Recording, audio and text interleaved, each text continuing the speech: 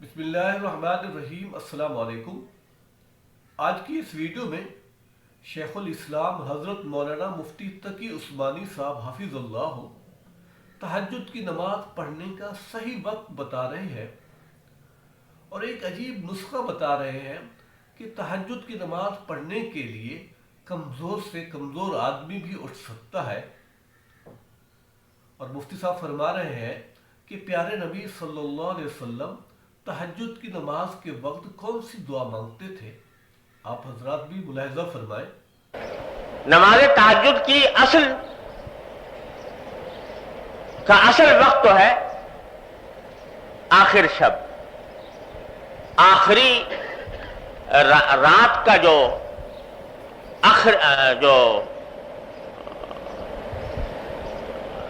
رات کا جو آخری حصہ ہے وہ افضل وقت ہے تہجد کا۔ بلکہ فقہاء کرام نے یہ فرمایا ہے کہ اگر رات کو 3 حصوں میں تقسیم کیا جائے تو دوسرا تہائی حصہ یہ افضل ترین وقت ہے کہ آدمی اس وقت میں تہجد پڑھے، پھر چاہے بعد میں سو جائے اور پھر فجر کے لیے اٹھے۔ اور اگر رات کو 2 حصوں میں تقسیم کیا جائے تو آخری حصہ جو ہے وہ زیادہ افضل ہے تہجد کے لیے۔ تو اصل بات یہ ہے کہ آدمی کو چاہیے کہ اس کا اہتمام کرے کہ اللہ تبارک و تعالیٰ توفیق دے تو آخر شب میں بیدار ہو کر تہجد کی نماز ادا کرے۔ لیکن ایک حدیث ہے جو معجم طبرانی میں مروی ہے، اس میں رسول کریم صلی اللہ علیہ وسلم نے ارشاد فرمایا کہ لا بد من صلاۃ بلیل ولو حلب شاہ، کہ رات کے وقت میں کچھ نماز پڑھنا ضروری ہے۔ ضروری ہونے کا معنی یہ کہ اللہ تبارک و تعالیٰ کی رحمتوں کو متوجہ کرنے کے لیے اور اپنی اصلاح کی خاطر آدمی کو ضروری ناگزیر ہے کہ وہ رات کے اندر کچھ نماز پڑھے۔ اور فرمایا ولو حلب شاتن، چاہے وہ اتنی ہی دیر کیوں نہ ہو جتنی دیر میں ایک بکری کا دودھ دویا جاتا ہے۔ بکری کا دودھ اگر دوئیں تو بہت زیادہ وقت نہیں لگتا اور جلدی دوہا جاتا ہے، کیونکہ دودھ کم ہوتا ہے بکری کا گائے اور بھینس کے مقابلے میں۔ تو مطلب کہ جتنی دیر میں بکری کا دودھ دویا جاتا ہے اتنا ہی کیوں نہ ہو، لیکن نماز رات کی نماز فرمایا لا بد من صلاۃ بلیل، ضرور ہونی چاہیے اور کسی مومن کو وہ چھوڑنی نہ چاہیے۔ پھر آگے فرمایا، یہ حدیث ہی کا حصہ ہے کہ وَمَا كَانَ بَعْدَ صَلَاةِ الْعَشَاءِ فَهُوَ مِنَ اللَّيْلِ، کہ نماز عشاء کے بعد جو بھی نماز پڑھی جائے وہ صلاۃ اللیل میں داخل ہے، تہجد کے مفہوم میں داخل ہے، جو عشاء کے بعد جو بھی نماز پڑھی جائے۔ اس حدیث میں رسول کریم سرور دو عالم صلی اللہ علیہ وسلم نے ہم جیسے کمزوروں کے لیے یہ آسانی کا راستہ تجویز فرما دیا کہ اگر سونے کے بعد اٹھنا مشکل ہو رہا ہے تو اول شب میں نماز عشاء پڑھنے کے بعد بھی اگر کچھ نماز تہجد کی نیت سے، صلاۃ اللیل کی نیت سے پڑھ لی جائے تو انشاءاللہ تہجد اور صلاۃ اللیل کی برکات سے محرومی نہیں ہوگی۔ اس لیے بزرگ فرماتے ہیں کہ آدمی کو کوشش تو پوری یہ کرنی چاہیے کہ آخر شب میں اٹھ جائے، لیکن اگر اس کی عادت نہیں پڑی یا کوئی عارض درپیش ہے تو نماز عشاء کے بعد اور وتر سے پہلے اور عشاء کے بعد کچھ رکعتیں پڑھنے کا معمول بنا لے، بنیت تہجد بنیت صلاۃ اللیل۔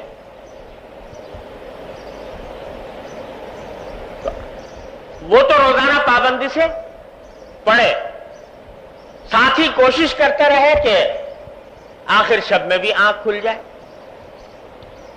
اور آخر شب میں آنکھ کھل جائے تو پھر اس وقت میں جتنی توفیق ہو اس وقت میں پڑھ لے.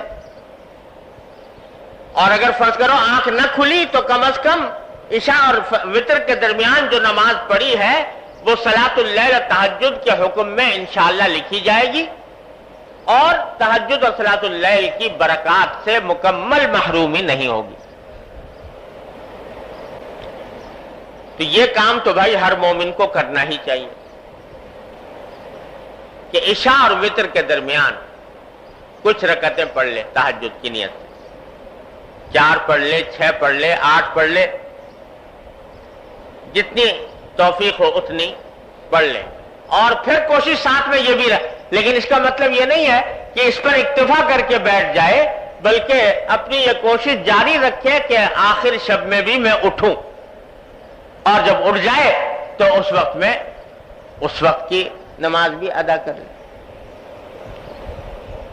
اور جیسا میں نے عرض کیا کہ یوں تو نماز تہجد کے لیے کوئی خاص تعداد اس طرح کی مقرر نہیں ہے کہ بھئی اتنی ہی پڑھنی ہے ضرور. جتنے بھی موقع مل جائے، 2 پڑھ لے، 4 پڑھ لے، 6 پڑھ لے، 8 پڑھ لے، 10 پڑھ لے، 12 پڑھ لے، سب جائز ہے. اور اس میں سے کچھ اول شب میں پڑھ لے، کچھ آخر شب میں پڑھ لے، یہ بھی جائز ہے. اور البتہ وتر کا حکم یہ ہے کہ اگر آخر شب میں اٹھنے کا پکا یقین ہو تب تو وتر آخر شب میں پڑھنے چاہیے.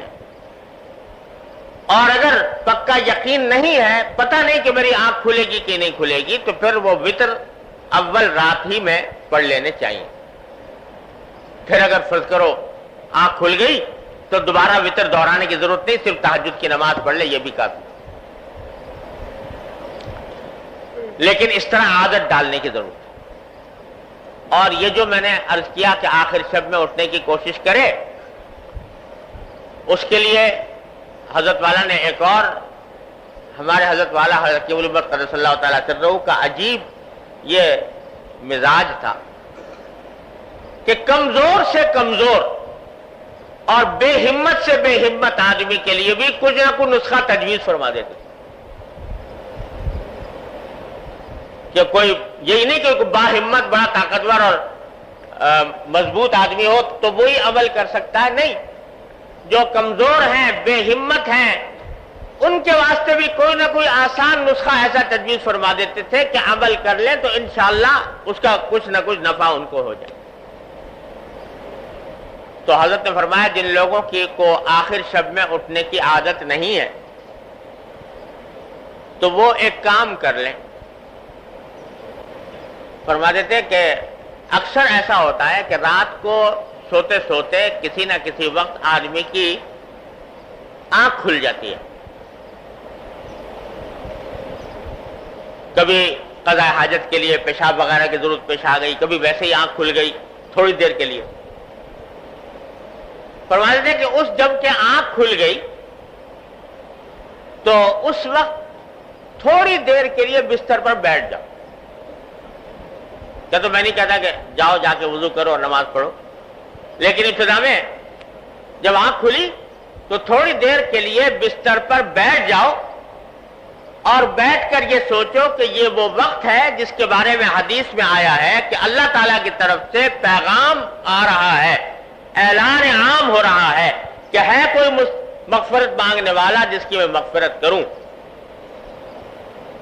تو یہ تصور کر کے تھوڑی دیر کے لیے دعا کر لو بیٹھ کے. ایک تو اپنی مغفرت کی دعا کر لو اور دوسرے اس بات کی دعا کر لو کہ یا اللہ مجھے تہجد میں آخر شب میں اٹھنے کی توفیق نہیں ہو رہی، اپنے فضل و کرم سے مجھے یہ توفیق عطا فرما دیجئے. فرمایا یہ دعا کرو، پڑھ کے سو جاؤ.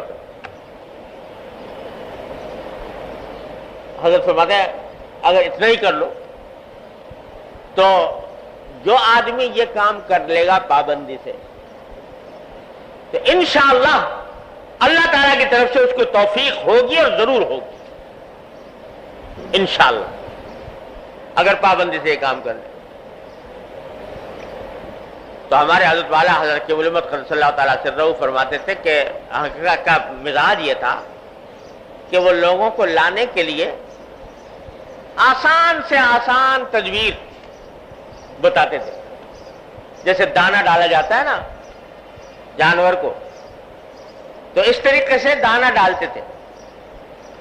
اور تجربہ یہ ہے کہ جو شخص یہ کام کر لے گا پابندی سے، کہ جب بھی آنکھ کھلے بیٹھ جائے چند لمحے کے لیے اور دعا مانگ لے اللہ تعالیٰ سے، انشاءاللہ وہ تہجد کی برکات سے محروم نہیں رہے.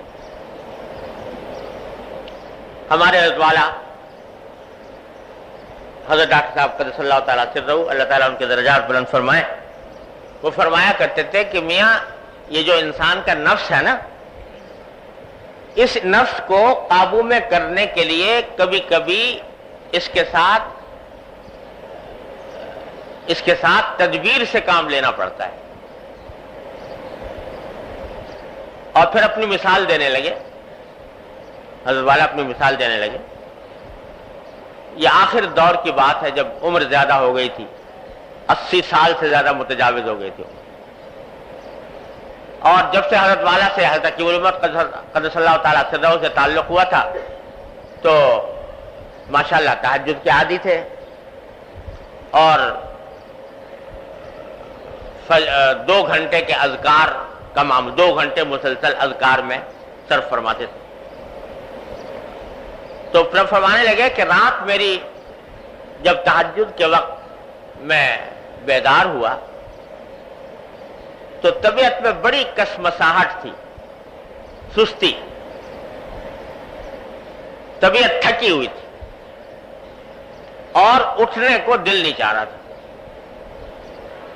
یہ میں بات کر رہا ہوں اس وقت جبکہ 80 سال سے عمر متجاوز ہو چکی تھی، جوانی کی بات نہیں ہو رہی ہے، بڑھاپے میں بھی 80 سال سے زیادہ عمر.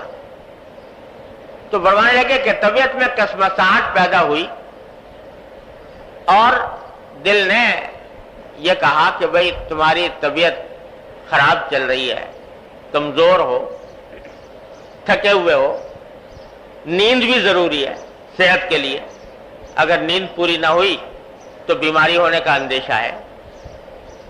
تو ایسے میں تہجد کوئی فرض واجب تو ہے نہیں، لہذا اگر ایسے حالت میں چھوٹ جائے تو کیا مذائقہ. یہ طبیعت میں خیال وارد ہوا. تو جب یہ خیال آیا تو میں نے یہ کہا کہ ٹھیک ہے، واقعتاً تہجد کوئی فرض واجب نہیں ہے اور کوئی ضروری نہیں کہ آدمی اس حالت میں بھی جبکہ کمزور ہے، بوڑھا ہے، ضرور کرے. لیکن میں نے کہا کہ دیکھو یہ رات کا وقت ہے جس میں اللہ تعالیٰ کا منادی آواز لگا رہا ہے کہ ہے کوئی مغفرت کرنے والا جس کی مغفرت کروں، ہے کوئی رزق مانگنے والا جس کو رزق دوں. تو اس رات میں اللہ تعالیٰ کی طرف سے منادی ہو رہی ہے تو یہ اچھا نہیں لگتا کہ بستر پر پڑا رہوں. چلو ایسا کرو، نماز نہ پڑھو، اٹھ کے بیٹھ جاؤ اور بیٹھ کے تھوڑی سی دعا کر. تو کہتے ہیں یہ خیال لا کر میں بیٹھ گیا، میں نے بٹھا لیا اپنے آپ، یہ خیال لا کر دعا کرنی شروع کر دی.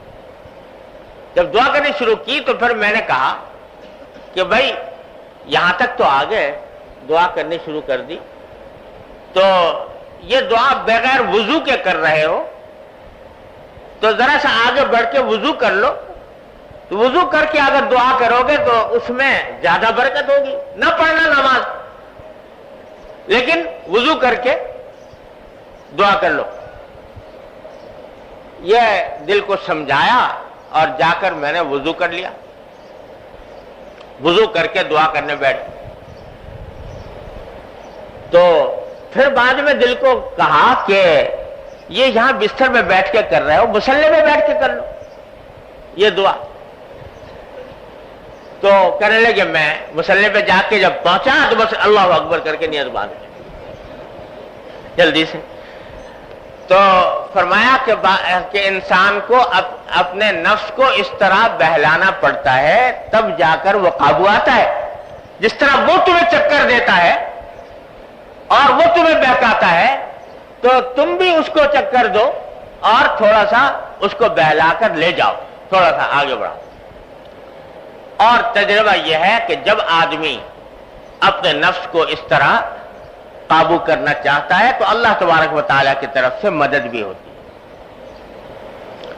تو بھائی حضرت والا یہاں پر یہ فرما رہے ہیں کہ بھائی اگر فرض کرو آخر شب میں اٹھنے کی توفیق نہیں ہو رہی تو اتنا کر لو کہ اول شب میں ہی عشاء کے بعد کچھ نماز بطور تہجد پڑھ لیا کرو، اور اس میں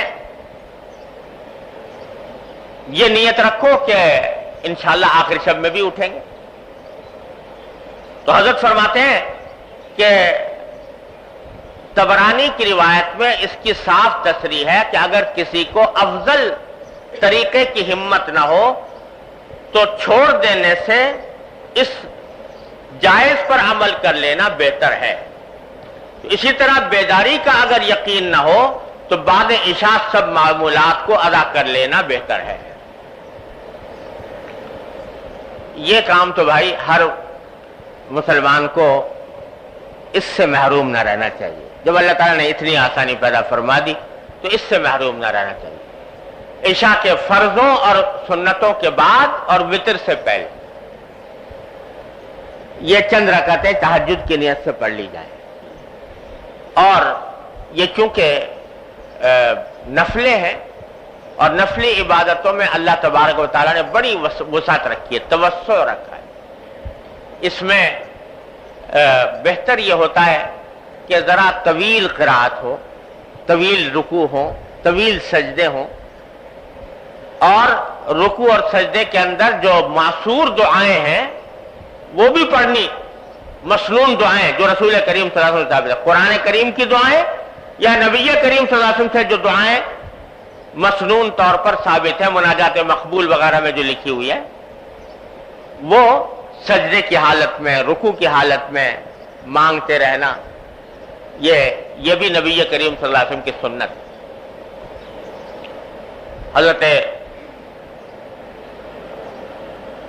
عائشہ رضی اللہ تعالیٰ عنہ بیان فرماتی ہیں کہ ایک مرتبہ رات کو میری آنکھ کھلی تو میں نے نبی کریم سرورت عالم صلی اللہ علیہ وسلم کو اپنے بستر پر نہ پایا، تو میں چراغ ہوتے نہیں تھے کمرے میں، تو میں نے ہاتھ سے ٹٹولنا شروع کیا کہ حضور کہاں تشریف لے گئے ہیں۔ ٹٹولتے ٹٹولتے میرا ہاتھ جو ہے نبی کریم صلی اللہ علیہ وسلم کے مبارک انگوٹھے، پاؤں کے انگوٹھوں پر پڑا، اور وہ انگوٹھے کھڑے ہوئے تھے، یعنی سجدے کی حالت میں تھے، آپ تہجد پڑھ رہے تھے، سجدے کی حالت میں تھے۔ پھر میں نے جب قریب پہنچی تو میں نے سنا کہ رسول کریم صلی اللہ علیہ وسلم سجدے کی حالت میں ہیں، اور یہ فرما رہے ہیں کہ اللہم انی اعوذ برضاک من سخطک وبمعافاتک من عقوبتک واعوذ بک منک لا احصی ثناء علیک انت کما اثنیت علی نفسک۔ یہ دعا مانگ رہے ہیں سجدے میں کہ اللہم انی اعوذ برضاک من سخطک، یا اللہ میں آپ کی ناراضگی سے آپ کی رضامندی کی پناہ مانگتا ہوں، اس بات سے پناہ مانگتا ہوں کہ آپ مجھ سے ناراض ہو جائیں، آپ کی رضا کی پناہ مانگتا ہوں آپ کی ناراضی سے، اور آپ کے عذاب سے پناہ مانگتا ہوں، آپ کے عذاب سے پناہ مانگتا ہوں آپ کی معافی کی، کہ آپ مجھے معاف کر دیں، کہ مجھے عذاب نہ دیں۔ تو یہ معصور دعائیں آپ پڑھ رہے تھے حالت سجدہ میں، اس لیے تمام نفل نمازوں میں بالعموم اور تہجد اور صلاۃ اللیل میں بالخصوص رکوع میں اور سجدے میں علاوہ جو اس کے اذکار ہیں، سبحان ربی العظیم، سبحان ربی الاعلی وغیرہ، اس کے علاوہ جو دوسرے دعائیں ہیں دوسری، وہ بھی پڑھی جا سکتی ہیں، اور جب آدمی ذرا اہتمام اور توجہ سے یہ دعائیں پڑھے تو صلاۃ اللیل کا لطف اور اس کے ذریعے اللہ تبارک و تعالیٰ کے ساتھ تعلق میں قوت ایسی پیدا ہوتی ہے کہ جو اور کسی عمل میں مشکل سے ہوتی ہے۔ رات کی نماز میں اللہ نے بڑا عجیب معاملہ رکھا ہے۔ حضرت شیخ عبد القادر جیلانی رحمۃ اللہ علیہ، اللہ تعالیٰ ان کے درجات بلند فرمائیں، یہ آپ سب جانتے ہیں بڑے درجے کے اولیاء اللہ میں سے ہیں۔ تو جب ان کی ولایت اور ان کی بزرگی کی شہرت ہوئی تو وہاں ایک ریاست تھی جس کا نام تھا نیمروز۔ نیمروز کی ایک ریاست تھی، اس کے بادشاہ نے حضرت شیخ عبد القادر جیلانی رحمۃ اللہ علیہ کی خدمت میں پیشکش کی کہ میں اپنی یہ ساری سلطنت آپ کو دینے کے لیے، آپ کی خدمت میں پیش کرنے کے لیے تیار ہوں، آپ یہ خدمت، اب یہ ساری سلطنت میری طرف سے ہدیے کے طور پر لے لیں، پوری ریاست، نیمروز کی ریاست مجھ سے لے لیں۔ نیمروز نام تھا ایک ریاست کا، اور یہ فارسی لفظ ہے جس کے معنی ہوتے ہیں آدھا دن۔ نیمروز کے معنی آدھا دن، لیکن نام تھا ایک ریاست کا۔ تو وہ ریاست حضرت شیخ عبد القادر جیلانی رحمۃ اللہ علیہ کی خدمت میں پیش کی تو حضرت نے جواب میں 2 شعر لکھ کے بھیجے، عجیب و غریب شعر ہیں جو انہی کے مقام کا آدمی کہہ سکتا ہے۔ فارسی میں ہے کہ چوں چتر سنجری رخ بختم سیاہ باد، چوں چتر سنجری رخ بختم سیاہ باد، گر دل اگر بود ہوس ملک سنجرم، زاں گاہ کے یافتم خبر از ملک نیم شب، من ملک نیم روز بدانگے نمی خرم۔ فرمایا کہ سنجر بھی ایک ریاستی حکومت تھی، اس کا جو بادشاہ تھا وہ کالے رنگ کا تاج پہنا کرتا تھا اپنے سر کے اوپر۔ تو حضرت نے فرمایا کہ اگر میرے دل میں کسی بھی سلطنت، حکومت، کسی بھی ملک کی ذرا سی بھی حرص ہو تو اللہ میری قسمت کو ایسا کالا کر دے جیسے کہ سنجر کے بادشاہ کا تاج کالا ہے۔ سنجر کے بادشاہ کا تاج کالا تھا، تو جس طرح وہ کالا ہے اللہ میرے مقدر کو ویسا کالا کر دے۔ کیوں چتر سنجری رخ بختم سیاہ باد، جس در دل اگر بود ہوس ملک سنجرم۔ پھر فرمایا کہ زانگاہ کے یافتم خبر از ملک نیم شب، تم مجھے نیمروز کی سلطنت پیش کر رہے ہو، نیمروز کے معنی آدھا دن، تو جب سے میں نے نیم شب کی سلطنت حاصل کی ہے، یعنی آدھی رات کی سلطنت، یعنی تہجد اور صلاۃ اللیل، جب سے میں نے آدھی رات کی سلطنت حاصل کی ہے تو میں آدھے دن یعنی نیم روز کی سلطنت کو ایک دمڑی کے عوض بھی خریدنے کو تیار نہیں۔ جو نعمت اللہ تعالیٰ نے مجھے صلاۃ اللیل میں عطا فرما دی، تو اللہ تبارک و تعالیٰ اپنے فضل و کرم سے اس کا کچھ حصہ ہمیں بھی عطا فرما دے۔ حضرت سفیان ثوری رحمۃ اللہ علیہ فرماتے ہیں کہ اللہ تبارک و تعالیٰ نے ہمیں صلاۃ اللیل میں جو لذت عطا فرمائی ہے اور اس کا جو نفع عطا فرمایا ہے، اگر دنیا کے بادشاہوں کو اس کی ہوا لگ جائے کہ یہ لذت بھی حاصل ہوتی ہے تو تلواریں لے لے کر ہم ہمارے سے مقابلے پر آ جائیں کہ ہم یہ لذت حاصل کریں گے تمہارے مقابلے میں۔ تو اللہ تبارک و تعالیٰ نے یہ نعمت عطا فرمائی ہے رات کے وقت میں اللہ سے رجوع کرنے والوں کو، اور اس کی پہلی سیڑھی جو ہے وہ حضرت والا نے اس ملفوظ میں بیان فرمائی ہے۔ اللہ تبارک و تعالیٰ اپنے فضل و کرم سے، اپنے رحمت سے ہم سب کو اس پر عمل کی توفیق عطا فرمائے اور صلاۃ اللیل کی نعمت سے سرفراز فرمائے۔